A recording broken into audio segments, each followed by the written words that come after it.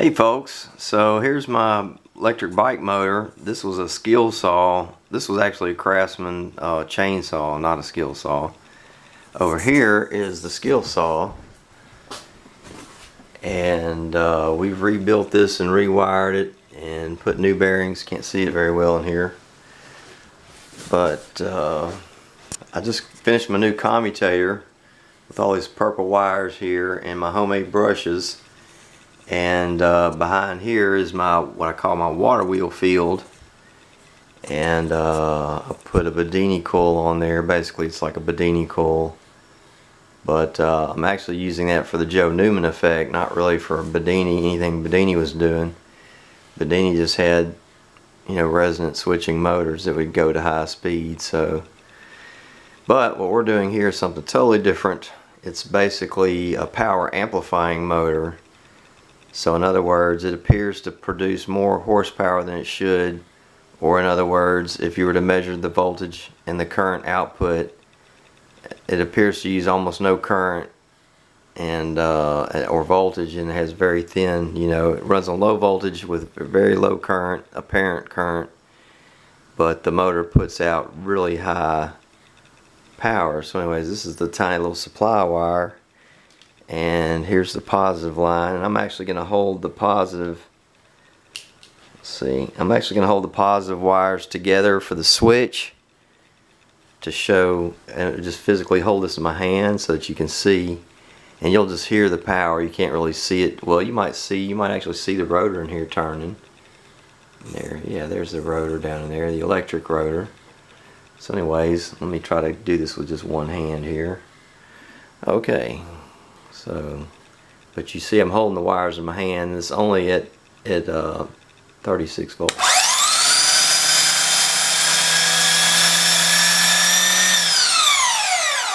Alright, sounds like it's about to explode. That's on the starting coil. So now I'm going to move this to the, I'm going to move this over to the high impedance, the overdrive coil, basically. Let's see, is that right? Yeah. Just need to disconnect this, move it over here. My hands are just covered in soot, grease, and everything else. Alright, now I'm going to hold the positive wires together. It's still at 36 volts, but it should use significantly less current. This is the overdrive setting though, basically. So this is if I'm riding my electric vehicle down the road. This would be to sort of save power a little bit. Okay, here we go. I got them together now.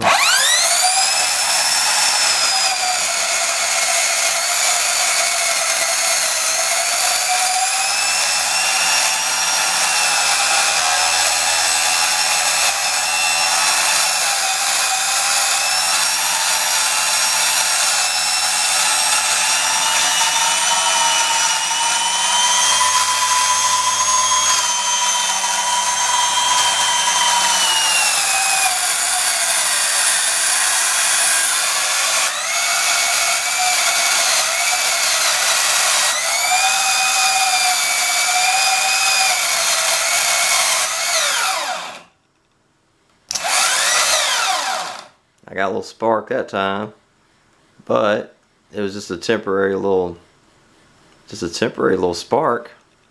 It wasn't even enough to burn me. So there can't be a lot of actual current in the traditional form that we think of, because this wire would just catch fire. It would trip the breaker. If this was running on AC in a normal household setting.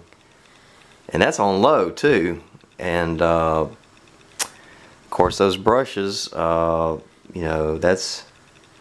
designed to do that. Those are sacrificial brushes. There does seem to be some extra power coming. There might actually be a low energy nuclear reactions from the various components in the brushes. Let's turn this on.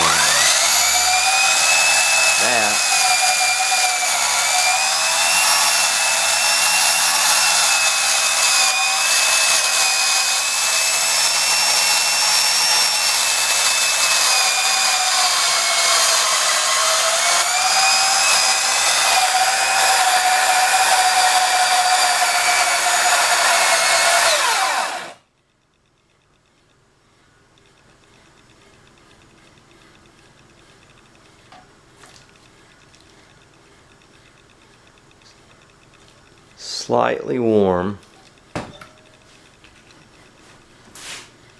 Batteries are not warm at all, they're just fine.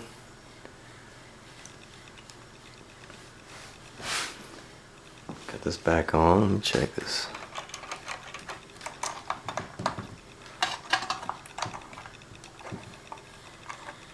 That's the one that needs to really come off of there. That's actually putting more load on there than it needs to have. That's probably why it's going up and down too. I think we already figured out why it's so erratic. The timing is so erratic. Okay, let's see. I just dropped the wire. It's hard to do this with, I need someone to film me so I can use both my hands.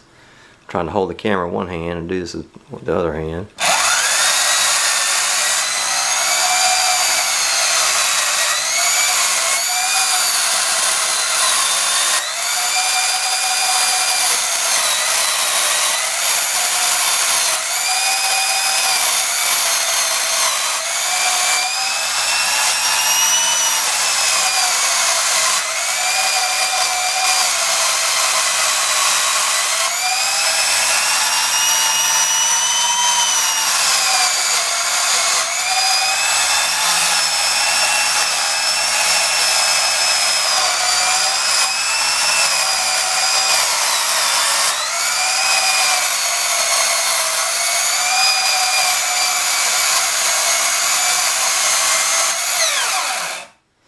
I gotta do something about that.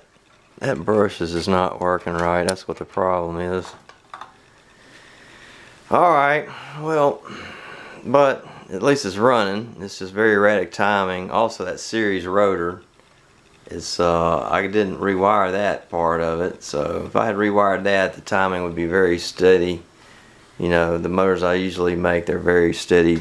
Chunk on the timing, you know, or they'll wind up really fast, but they'll have a steady speed whatever it is. So anyways, well, we're gonna go ahead and mount this motor, this homemade Frankenstein contraption, on this other homemade Frankenstein contraption. It's my Shelby electric bike, and there's my homemade control panel, and